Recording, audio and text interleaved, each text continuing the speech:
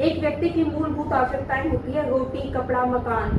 भूख की संतुष्टि भी व्यक्ति भोजन के संकलन से करता है। पर्यावरण से सुरक्षा के लिए वो अपने लिए मकान बनाता है और मौसम से बचने के लिए वो कपड़े पहनता है। इन पुरानी शास्त्रीय आवश्यकताओं के अतिरिक्त मनुष्य की अनेकों सामाजिक आवश्यकताओं की पूर्ति भी होती है। मनुष्य की अनेक सामाजिक आवश्यकताएं भी होती है जिनकी पूर्ति वो समाज से ही करता है। उत्पादन और उपभोग के बीच में की गई ये क्रियाएं आर्थिक क्रियाएं कहलाती हैं, जो सामाजिक संस्थाओं का ही एक भाग है। आर्थिक संस्थाओं के बारे में हम पहले बात करेंगे।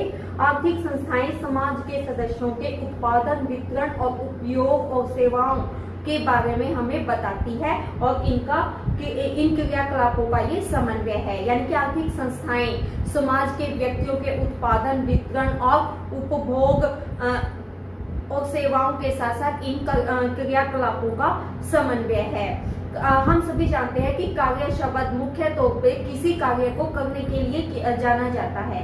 मीन्स जो कार्य हम अपने भोजन प्राप्ति के लिए करते हैं उसे कार्य कहा जाता है। अपने भोजन व्यक्ति पहले आदि मानव के टाइम पे व्यक्ति जो था वो भोजन संकलन से अपनी आवश्यकताओं की पूर्ति करता था। बाद में व्यक्ति ने क्या किया, भोजन का फसल के द्वारा अपना उत्पादन करना शुरू कर दिया। जितना उत्पादन होता उतना वो उपभोग कर लेता। नदी किनारे उसने अपनी बस्तियां बसाई जहां पर उसका उत्पादन अच्छी मात्रा में होने लगा। इस तरह से समय के साथ साथ सामाजिक संस्थाओं में भी परिवर्तन आता गया। सामाजिक संस्थाओं के साथ साथ आर्थिक संस्थाएं भी समाज का एक हिस्सा बनती चली गई। इसी तरह का एक वर्ड है हमारे पास संपत्ति। संपत्ति वर्ड सुनते ही हमें यूँ लगता है कि हम काफी कुछ जानते हैं इसके बारे में। देखो संपत्ति होती क्या है। संपत्ति किसी सीमित भौतिक या अभौतिक वस्तु पर व्यक्ति या समूह का प्रयोग या विक्रय का संपूर्ण अधिकार है। मीन्स कोई भौतिक या अभौतिक वस्तु जिसको व्यक्ति या समूह ही प्रयोग कर सकता है, वही व्यक्ति या वही समूह प्रयोग कर सकता है और वो उसको बेच भी सकता है और बेचने का संपूर्ण अधिकार उसके पास होता है। उसी चीज को संपत्ति का नाम दिया जाता है। संपत्ति जो है समूह की प्रथाओं, परंपराओं और कानून द्वारा मान्य मानी जाती है। राज्य भी संपत्ति का स्वामी हो सकता है, यानी कि एक राज्य भी कुछ संपत्ति का स्वामी हो सकता है। अब संपत्ति के प्रकारों के बारे में अगर हम बात करें तो संपत्ति भौतिक संपत्ति, अभौतिक संपत्ति। भौतिक संपत्ति में क्या आता है, भूमि, पशु, मकान, रेडियो, कंप्यूटर। अभौतिक संपत्ति में क्या आता है, जैसे किसी राइटर ने कोई बुक लिखी तो वो उसका कॉपीराइट अधिकार है, उसके पास जो गुडविल है वो उसका कॉपीराइट अधिकार है, ये उसकी अभौतिक संपत्ति है। उसी तरह की एक संपत्ति और होती है चल और अचल संपत्ति। चल संपत्ति कौन सी होती है, जिसमें जैसे कि बर्तन, मुद्रा, रेडियो। और अचल संपत्ति होती है मुद्रा, पूंजी। इसको अचल संपत्ति का नाम दिया गया है। संपत्ति के अन्य प्रकारों के रूप में अगर हम बात करें तो व्यक्तिगत संपत्ति, ऐसी संपत्ति जिस पर एक व्यक्ति का अधिकार होता है, व्यक्तिगत संपत्ति कहलाती है। सामूहिक संपत्ति, व्यक्तिगत संपत्ति जैसे किसी का मकान हो सकता है, फर्नीचर हो सकता है, वो व्यक्तिगत संपत्ति कहलाती है। सामूहिक संपत्ति, ऐसी संपत्ति जिस पर किसी समूह विशेष का अधिकार होता है, उसे सामूहिक संपत्ति कहा जाता है, जैसे चरागाह। ठीक है, उसी तरह की एक संपत्ति हो जाती है निजी और सार्वजनिक संपत्ति। निजी और सार्वजनिक संपत्ति। निजी संपत्ति वह संपत्ति जिस पर एक व्यक्ति विशेष का अधिकार होता है, जैसे मकान, फर्नीचर, कार, रेडियो। सार्वजनिक संपत्ति होती है जिसमें पूरे देश का अधिकार होता है, हर एक व्यक्ति का अधिकार माना जाता है, जैसे सड़क, रेल, सार्वजनिक परिवहन, विधानसभा भवन आदि। ठीक है, इस संपत्ति के टॉपिक के बाद अब हम डिस्कस करेंगे आर्थिक व्यवस्थाएं। आर्थिक व्यवस्थाएं कहते किसको है? आर्थिक व्यवस्था होती है मतलब किसी भी देश की अर्थव्यवस्था का संचालन। सृष्टि के प्रारंभ से ही मानव ने अपनी रोटी के लिए आर्थिक क्रियाओं को संपादित करना शुरू कर दिया था। उसके लिए सबसे पहले वो भोजन एकत्रित करता था। अनेक प्रकार के उसने उपकरणों का आविष्कार किया था, शिकार के साथ साथ भोजन एकत्रित किया था, धीरे धीरे पशुओं का इस्तेमाल भी शुरू कर दिया था। इसके बाद विकास के इस क्रम में दूसरी अवस्था आई और ये औद्योगिक अर्थव्यवस्था के तौर पर थी। व्यक्ति ने उद्योग लगाए, उन उद्योगों में काम के द्वारा अपनी रोजी रोटी को कमाना शुरू किया। ठीक है, इस तरह से मतलब अर्थव्यवस्था जो थी वो पूरी तरह से व्यक्ति की आर्थिक और सामाजिक संस्थाओं से प्रभावित थी। मतलब सृष्टि के प्रारंभ से ही व्यक्ति आर्थिक क्रियाओं को संपन्न करता आया है, चाहे वो भोजन संकलन हो या भोजन उत्पादन हो, वितरण हो। नेक्स्ट आर्थिक संस्था मानी जाती है श्रम विभाजन। मीन्स श्रम को बांटकर कार्य करना, एक ही कार्य को अलग अलग व्यक्तियों में बांटकर उनके विशेषीकरण का प्रयोग करते हुए अधिक से अधिक उत्पादन बढ़ाना श्रम विभाजन के अंतर्गत आता है। श्रम विभाजन एक ऐसी व्यवस्था है जिसमें लोगों के कार्यों का बंटवारा उनकी योग्यता, प्रतिभा, क्षमता आदि के अनुसार होता है। यानी कि अगर हम किसी भी फैक्ट्री में जाते हैं तो एक व्यक्ति कपास से अलग करता है बिनोलों को, और बिनोलों को अलग करने के बाद दूसरा व्यक्ति उससे धागे को बनाता है दूसरी मशीन पे, और तीसरा व्यक्ति उसको काटने और बुनने का कार्य करता है। उसके बाद उसकी रंगाई का कार्य होता है। यानी कि श्रम विभाजन, एक ही कार्य को बांट कर करना श्रम विभाजन कहलाता है। श्रम विभाजन एक ऐसी व्यवस्था है जिसमें लोगों के कार्यों का बंटवारा उनकी योग्यता, प्रतिभा, क्षमता आदि के अनुसार होता है। इसमें व्यक्ति के अंदर विशेषीकरण भी पाया जाता है। व्यक्ति एक कार्य को करने में पूरी तरह से दक्ष हो जाता है और उसकी उत्पादन क्षमता भी बढ़ जाती है। इसी तरह की एक दूसरी टर्म है हमारी मजदूरी। मजदूरी कहते किसको हैं? मजदूरी आर्थिक संस्थाओं की भांति मजदूरी भी एक अन्य आर्थिक संस्थाओं की भांति मजदूरी भी एक आर्थिक संस्था है। ये भूतकाल से ही चली आ रही है। हालांकि परंपरागत जो कृषि अर्थव्यवस्था थी उसमें श्रमिकों को नगद मजदूरी नहीं दी जाती थी, उन्हें किसी भी तरह का नगद पैसे नहीं दिए जाते थे और न ही मजदूरी की दर निश्चित होती थी। लेकिन आधुनिक अर्थव्यवस्था में मजदूरी औद्योगिक अर्थव्यवस्था में प्रवेश की क्रिया के साथ ही मजदूरी की संस्था मजबूती से स्थापित हो गई। मतलब जैसे ही औद्योगिक अर्थव्यवस्था की स्थापना हुई, जो औद्योगिक अर्थव्यवस्था में प्रवेश की क्रिया के साथ ही जैसे ही अर्थव्यवस्था औद्योगिक अर्थव्यवस्था में चेंज हुई, मजदूरी की संस्था इतनी मजबूती से स्थापित हो गई कि प्रत्येक व्यक्ति को नगद पैसों के रूप में कुछ ना कुछ मिलने लगा। अब मजदूरी की विशेषताओं की बात करें तो मजदूरी जो है वो नियत होती है, निश्चित होती है, नगद भुगतान के तौर पर पाई जाती है, मालिक और मजदूर के बीच में व्यक्तिगत और औपचारिक संबंधों के रूप में जानी जाती है और एक व्यक्ति के परिवार का पालन पोषण भी मजदूरी के द्वारा ही होता है। और मजदूरी की दर नियत करने के लिए ही अनेक श्रम संघों की स्थापना भी हो पाई है। अनेक ट्रेड यूनियन भी अस्तित्व में तभी आई जब मजदूरी की जो संस्था थी वो स्थापित हुई। मजदूरी एक व्यक्ति को एक नागरिक के तौर पर कुछ न कुछ पैसों या नगद मजदूरी के तौर पे उसको अपने आर्थिक क्रियाकलापों को पूरा करने के लिए पैसों के रूप में मिलती है। अर्थव्यवस्था जहाँ पे आर्थिक क्रियाओं का संपादन किया जाता है उसे अर्थव्यवस्था कहते हैं। भारतीय अर्थव्यवस्था के प्रकारों के बारे में अगर बात की जाए तो आधुनिक अर्थव्यवस्था जो है वो कई भागों में बटी हुई होती है। पूंजीवादी, समाजवादी, मिश्रित, विकसित, अविकसित, अल्प विकसित। पूंजीवादी अर्थव्यवस्था की अगर हम बात करें तो इस पूंजीवादी अर्थव्यवस्था में समाज जो है वो दो वर्गों में बटा होता है, पूंजीपति और श्रमिक वर्ग। पूंजीपति साधन संपन्न होते हैं और श्रमिक वर्ग जो है वो साधन विहीन होता है। श्रमिक अपने पेट के लिए अपने श्रम को बेचकर कार्य करता है। यहाँ पर व्यक्तिगत संपत्ति और अधिक मात्रा में उत्पादन, विशेषीकरण, श्रम विभाजन, वर्ग संघर्ष और प्रतियोगिता भी देखने को मिलती है। अमेरिका और पश्चिमी यूरोप के कुछ देशों में पूंजीवादी अर्थव्यवस्था पाई जाती है। दूसरी प्रकार की जो अर्थव्यवस्था है वो है समाजवादी अर्थव्यवस्था। समाजवादी अर्थव्यवस्था कहते किसको हैं? वह अर्थव्यवस्था जहाँ पर आर्थिक क्रियाओं पर राज्य का नियंत्रण होता है। मीन्स एक समाज का, एक राज्य का नियंत्रण होता है। उत्पादन और वितरण के साधन राज्य द्वारा संचालित और निर्देशित होते हैं। अगर इसके उदाहरणों की हम बात करें तो रशिया, चाइना यानी कि रूस और चीन में समाजवादी अर्थव्यवस्था पाई जाती है। नेक्स्ट है मिश्रित अर्थव्यवस्था। मिश्रित जिसमें कुछ पार्ट पूंजीवादी अर्थव्यवस्था का पाया जाता है, कुछ समाजवादी अर्थव्यवस्था का। वह अर्थव्यवस्था जो न तो पूर्णतया पूंजीवादी है और न ही समाजवादी। इस व्यवस्था में पूंजीवादी और समाजवादी दोनों प्रकार की व्यवस्थाओं का मिला जुला रूप पाया जाता है।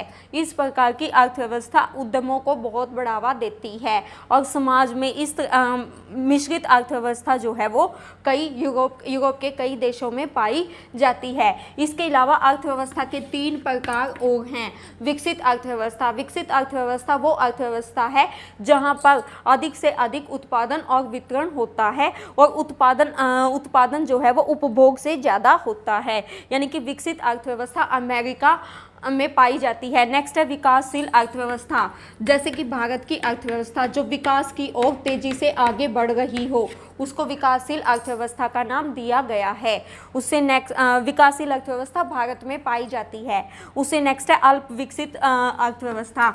अल्प विकसित जहां पर एक देश का बिल्कुल थोड़ा सा ही विकास हुआ हो, स्वास्थ्य सेवाओं का भी अभाव पाया जाता हो। अफ्रीका के कई देशों में अल्प विकसित अर्थव्यवस्था पाई जाती है। आर्थिक संस्थाओं के बाद हम अब राजनीतिक संस्थाओं के बारे में बात करेंगे।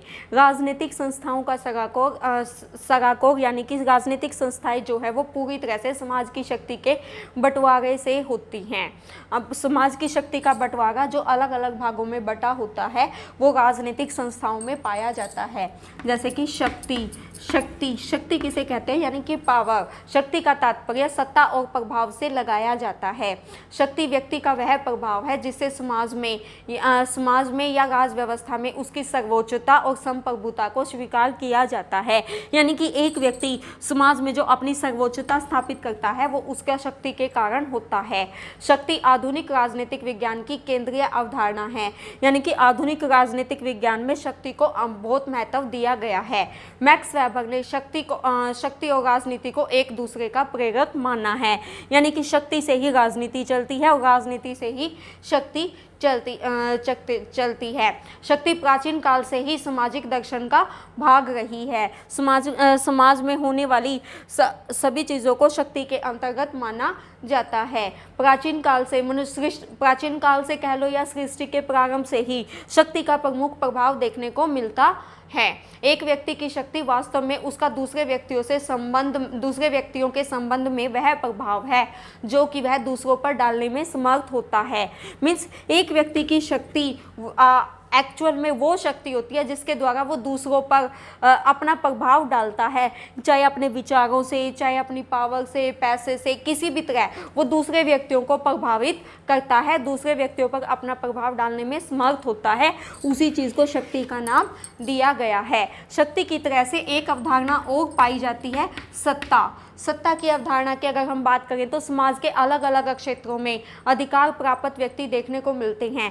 ऑफिस में मैनेजर, स्कूल और कॉलेज में प्रिंसिपल, प्रदेश में मुख्यमंत्री, केंद्र सरकार में प्रधानमंत्री, राष्ट्रपति, मतलब समाज के कुछ लोगों को सत्ता या अधिकार परंपरा के द्वारा ही प्राप्त हो जाते हैं, जैसे पिता को, पति को। इस तरह से मतलब सत्ता से अभिप्राय ऐसी योग्यता से है जिसके द्वारा व्यक्ति अन्य व्यक्तियों या व्यक्तियों के पर अपनी श्रेष्ठता स्थापित करता है, उसे सत्ता कहा जाता है।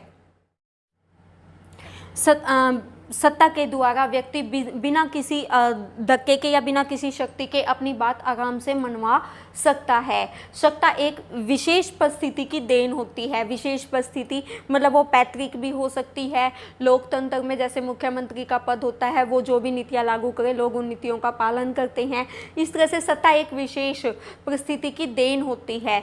सत्ता औपचारिक, निश्चित और विशिष्ट होती है।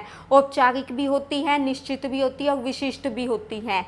सत्ता को कानून के द्वारा लागू किया जाता है और ये संगठनात्मक भी होती है, मीन्स ये संगठन का पार्ट भी होती है। सत्ता उस समय पैदा होती है जब वरिष्ठ और अधीनस्थ के बीच में संबंध स्थापित होता है, यानी कि दो व्यक्ति, एक वरिष्ठ और दूसरा उसके अंदर काम करने वाला, उसके अधीन काम करने वाला अधीनस्थ के बीच में संबंध स्थापित होते हैं। अगर सत्ता के प्रकारों के बारे में हम बात करें तो सबसे पहली जो सत्ता आती है वो आती है परंपरागत सत्ता। परंपरागत सत्ता किसको कहते हैं? मैक्स वेबर ने सत्ता के बारे में बताया है। वेबर के अनुसार यह सत्ता उन लोगों को प्राप्त होती है जिनको परंपरा से प्राप्त होती आई है, जैसे पुरोहित, महाजन, राजा, रानी, यानी कि पीढ़ी दर पीढ़ी, एक पीढ़ी से दूसरी पीढ़ी को ये स्थानांतरित होती है, उसे परंपरागत सत्ता का नाम दिया गया है। एक ऐसी सत्ता जो लोगों को परंपरा से प्राप्त होती है, जैसे महाजन हो गया, पुरोहित हो गया, राजा रानी, इस तरह से इनको परंपरागत सत्ता के अंतर्गत लिया जाता है। नेक्स्ट है बौद्धिक या कानूनी सत्ता। बौद्धिक या कानूनी सत्ता यानी कि कानून द्वारा या बुद्धि के द्वारा जिस सत्ता को स्थापित किया जाए उसे बौद्धिक या कानूनी सत्ता कहते हैं। मतलब कानून से जिसको बनाया जाए, जैसे पुलिस, मिलिट्री, ये कानूनी या बौद्धिक सत्ता के अंतर्गत आती है। उसे नेक्स्ट है करिश्मात्मक सत्ता। मतलब जो करिश्मे से अगर किसी व्यक्ति को सत्ता प्राप्त हो जाए। वेबर के अनुसार समाज के व्यक्तियों को सत्ता किसी विशिष्ट करिश्मे या चमत्कार पर भी आधारित होती है, जैसे धार्मिक गुरु, कलाकार, जादूगर, इनको करिश्मात्मक सत्ता के अंतर्गत लिया जाता है। मैक्स वेबर एक ऐसे राइटर थे जिन्होंने सत्ता के प्रकारों के बारे में बताया और सत्ता के बारे में बताया था। उन्होंने 3 प्रकार की सत्ता का डिस्कशन हमारे सामने किया है, परंपरागत सत्ता, दूसरी है करिश्मात्मक सत्ता और तीसरी है भौतिक सत्ता। ठीक है, उसके बाद सत्ता के अगर कार्यों की हम बात करें तो समन्वय सत्ता जो है वो वरिष्ठ और अधीनस्थ के बीच में संबंध स्थापित करती है, उनके कार्यों में समन्वय लाती है। और जो एक वरिष्ठ है वो अपने अधीनस्थ पर नियंत्रण भी सत्ता के द्वारा ही रखता है। मीन्स वरिष्ठ जो भी कार्य अपने अधीनस्थ को देगा उसे वह कार्य निपटाना पड़ता है, वह कार्य करना पड़ता है, तो इसलिए ये नियंत्रण का भी एक प्रमुख साधन मानी जाती है। सत्ता की अगर विशेषताओं की बात करें तो नेक्स्ट पॉइंट बनता है अनुशासन। सत्ता समाज में अनुशासन लेकर आती है।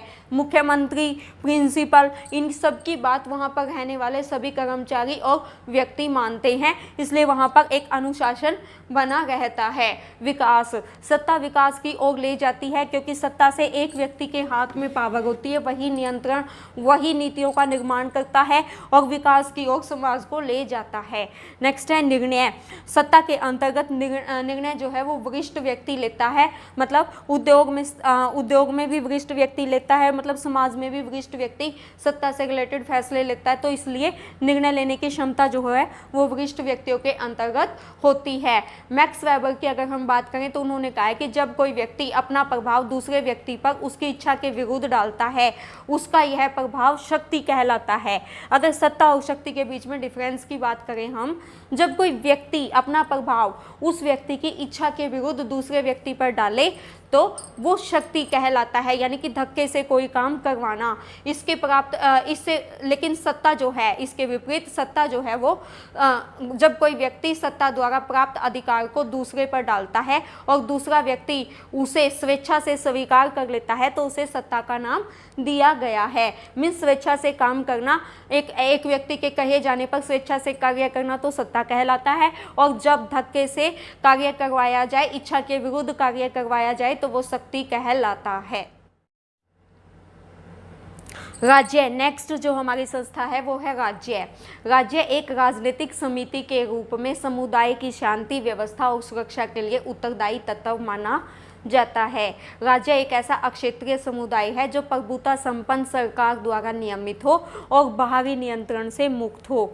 मीन्स हम राज्य किसको कहेंगे? एक ऐसा अक्षेत्रीय समुदाय, एक विशेष अक्षेत्रीय समुदाय जो प्रभुता संपन्न सरकार द्वारा नियमित हो और बाहरी नियंत्रण से मुक्त हो। अगर राज्य के तत्वों की बात करें तो हम इसके अंतर्गत आते हैं जनसंख्या। जनसंख्या एक राज्य के अंतर्गत एक निश्चित जनसंख्या पाई जाती है।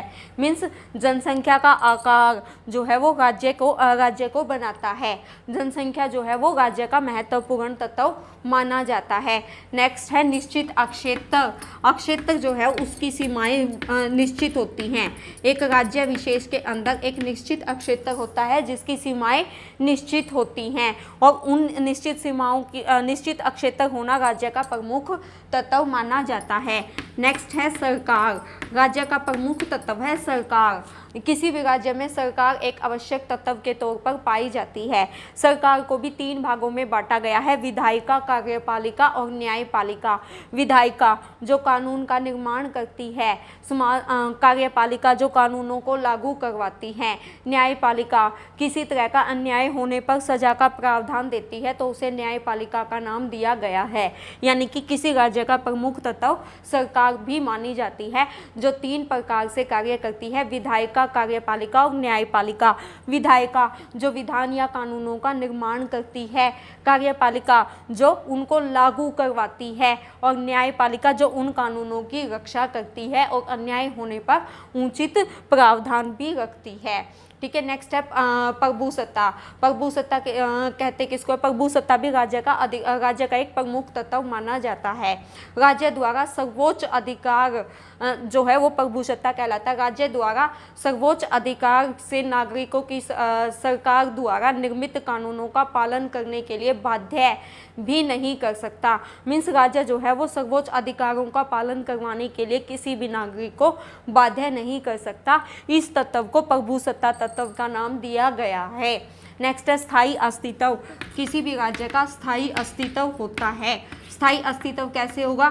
जब उसके पास जनसंख्या होगी, एक निश्चित क्षेत्र होगा, एक सरकार होगी। मीन्स राज्य एक समिति है जिसकी सदस्यता अपेक्षाकृत अनिवार्य होती है, जो सरकार द्वारा बनाए गए कानूनों को लागू करने के लिए भूभागों में अपनी प्रभुसत्ता को बनाए रखता है। मीन्स प्रभुसत्ता का मतलब ये होता है कि किसी भी नागरिक को राज्य उसके बात को मानने के लिए बाध्य नहीं कर सकता, उसे प्रभुसत्ता का गुण कहते हैं।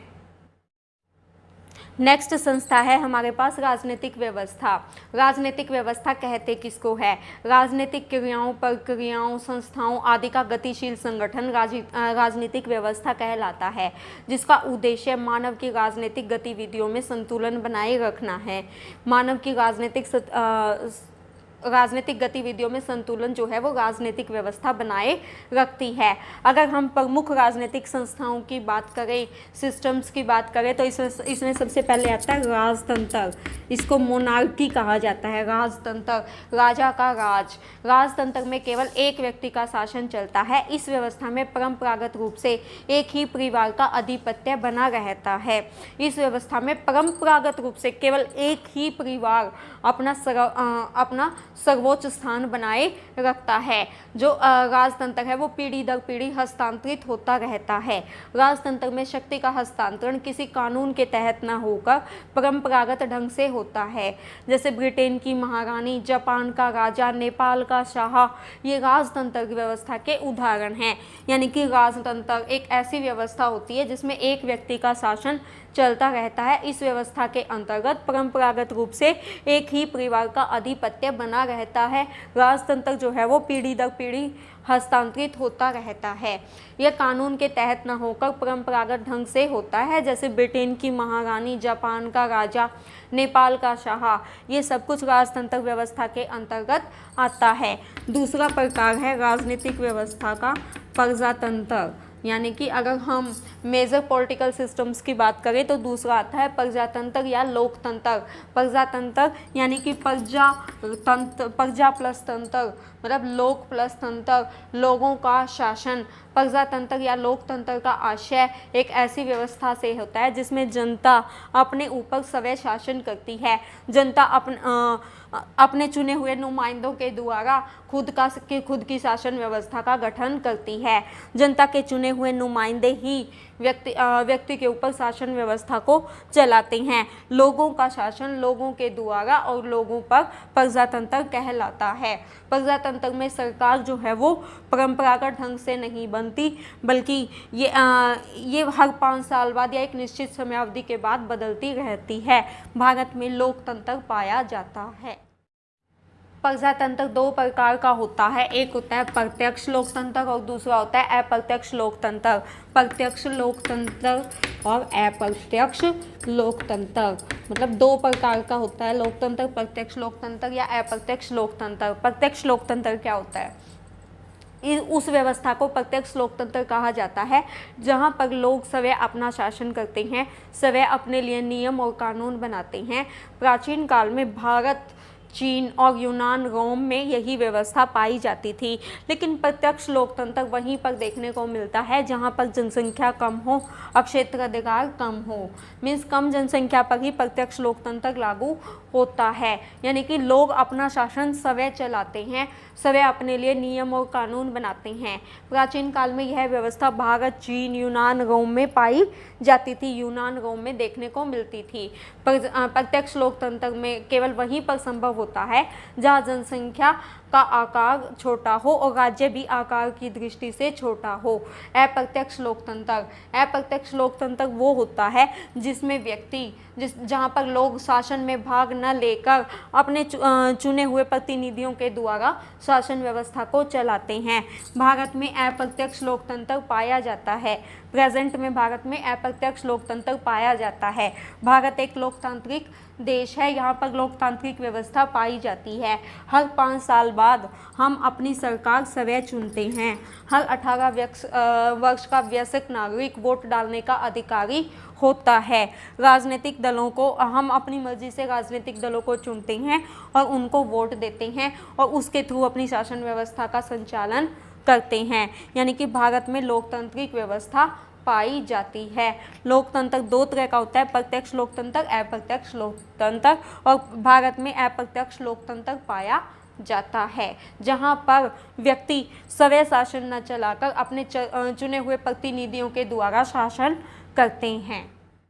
नौकरशाही नेक्स्ट संस्था है हमारी नौकरशाही। नौकरशाही एक प्रकार की प्रशासकीय संगठन है जिसमें योग्यता, निष्पक्षता और मनुष्यता का अभाव आदि लक्षण पाए जाते हैं। नौकरशाही यानी कि ऊपर से नीचे तक नौकरियों के बीच में पाया जाने वाला क्रम नौकरशाही होता है, जहां पर व्यक्ति जो है मतलब नौकरशाही के द्वारा शासन चलाते हैं। यहाँ पर पद सोपान का सिद्धांत लागू होता है। ये एक प्रशासकीय संगठन होता है जिसमें योग्यता, निष्पक्षता और मनुष्यता का अभाव आदि लक्षण पाए जाते हैं। इसमें पद सोपान का सिद्धांत लागू होता है। निचला पद, उसके ऊपर वाला पद, उससे ऊपर वाला पद और सर्वोच्च पद।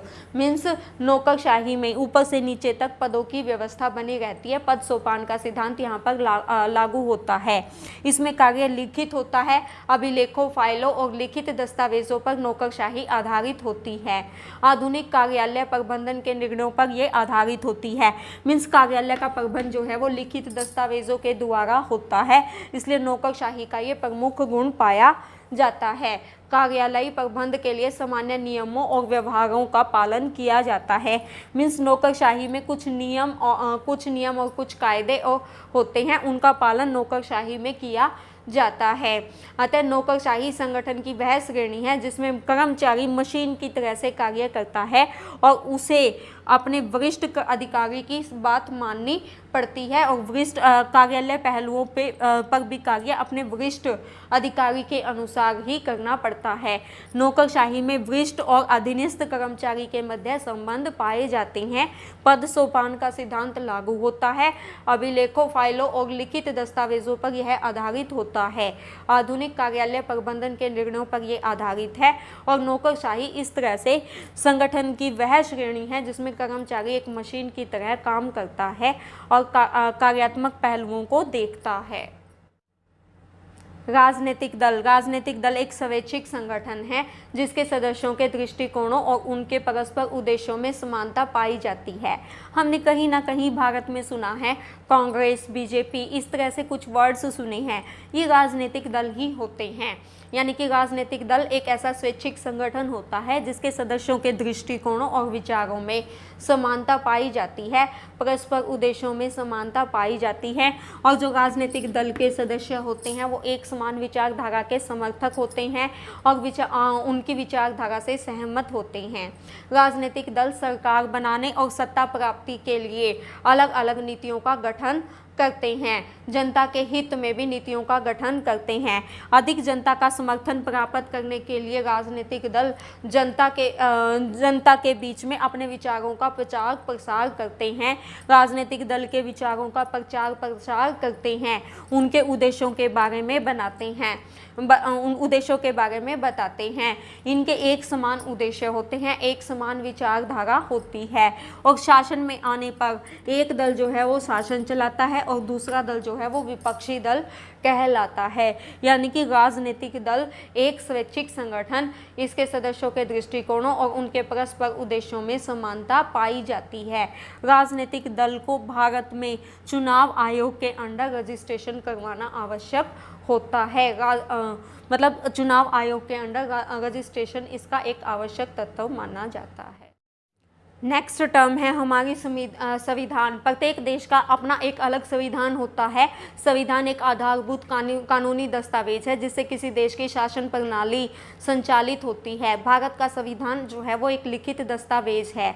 संविधान कानूनों को दिशा निर्देश देता है। भारत एक लोकतांत्रिक देश है। संविधान सभा ने 26 नवंबर 1949 को भारतीय संविधान पास किया, जो 26 जनवरी 1950 को लागू हुआ। भारतीय संविधान में 395 अनुच्छेद और 12 अनुसूचियां पाई जाती हैं। डियर स्टूडेंट्स, अब मैं आपसे आशा करती हूँ कि मेरे द्वारा समझाया गया ये चैप्टर आपको बहुत अच्छे से समझ में आया होगा। धन्यवाद।